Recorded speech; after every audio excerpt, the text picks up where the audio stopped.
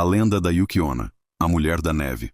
No folclore japonês, poucas figuras carregam tanto mistério e fascínio quanto a Yuki-onna, a Mulher da Neve.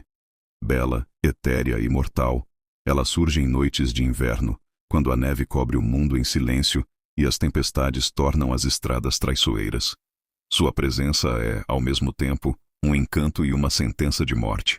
A Yuki-onna faz parte de uma tradição de espíritos femininos conhecidos como yokai ou yurei, entidades ligadas a forças da natureza ou a sentimentos humanos intensos. Sua lenda foi transmitida oralmente por gerações, surgindo em diferentes regiões montanhosas e frias do Japão, cada uma acrescentando nuances à sua história. Segundo algumas versões, a Yuki-onna é o espírito de mulheres que morreram de frio, transformadas pela própria neve em seres imortais. Outras narrativas a descrevem como uma encarnação da neve em si, uma guardiã das montanhas que pune aqueles que ousam atravessá-las em noites proibidas. Em todas, no entanto, sua imagem é marcante. Uma mulher de beleza sobrenatural, com pele tão pálida quanto o gelo, longos cabelos negros que caem em contraste com a brancura da neve, e vestes brancas que se confundem com a tempestade. A Yuki-onna aparece sempre em noites de inverno rigoroso. Seus olhos brilham como cristais sob a luz da lua. Seus pés não deixam marcas na neve, reforçando sua natureza espectral. Sua respiração gélida pode congelar um ser humano até a morte em segundos. Às vezes, ela carrega uma criança nos braços pedindo que viajantes a ajudem. Mas aqueles que a tocam acabam transformados em estátuas de gelo. Outras vezes, ela aparece apenas observando de longe, imóvel, como uma sombra branca no meio da tempestade. O simples contato visual já pode ser fatal.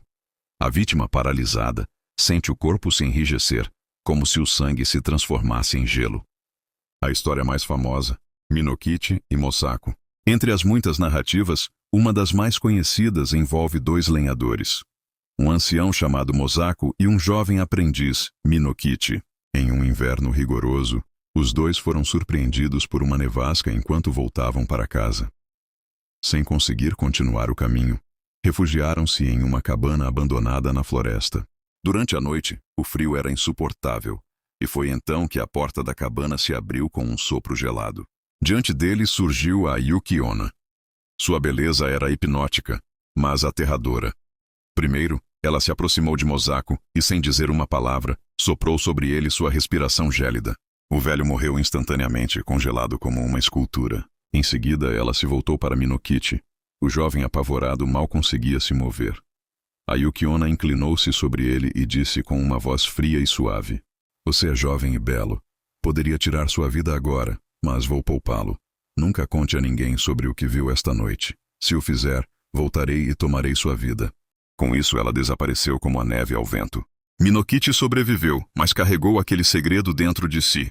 Algum tempo depois, Minokichi conheceu uma jovem chamada Oyuki, de beleza incomparável, pele clara como neve e olhos profundos. Ele se apaixonou imediatamente e logo, os dois se casaram. Oyuki era dedicada, gentil e misteriosa. O casal teve filhos e viveu em felicidade por muitos anos. Contudo, Minokichi nunca conseguia esquecer a noite em que encontrara a Mulher da Neve. Uma noite, enquanto observava Oyuki costurando sob a luz da lamparina, o silêncio da casa o fez recordar o episódio. Sem conseguir conter-se, contou-lhe tudo. Como a Yuki-onna havia aparecido, como Mosaku morrera e como ele sobrevivera graças à promessa de silêncio. Assim que terminou de falar, Oyuki deixou cair a agulha e o tecido de suas mãos. Seus olhos brilharam com uma intensidade gélida. Sua expressão transformou-se, revelando sua verdadeira natureza. "Eu sou a Yuki-onna", disse com voz cortante como o vento. "Cumpri minha promessa enquanto você manteve a sua.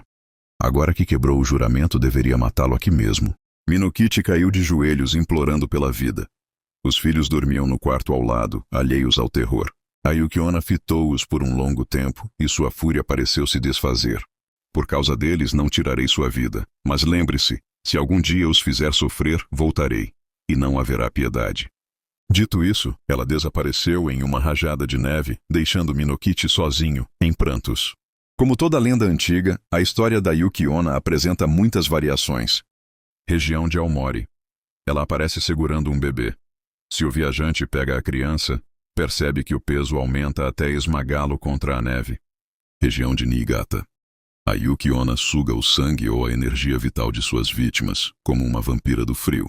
Província de Yamagata. Dizem que ela aparece para pedir fogo. Se alguém lhe dá uma brasa, ela desaparece agradecida, mas se recusa, é condenado a morrer congelado. Versões românticas. Em algumas histórias, ela realmente se apaixona por um humano e tenta viver como esposa e mãe, mas sua natureza sobrenatural sempre a impede de permanecer. A Yuki Onna é uma figura ambígua.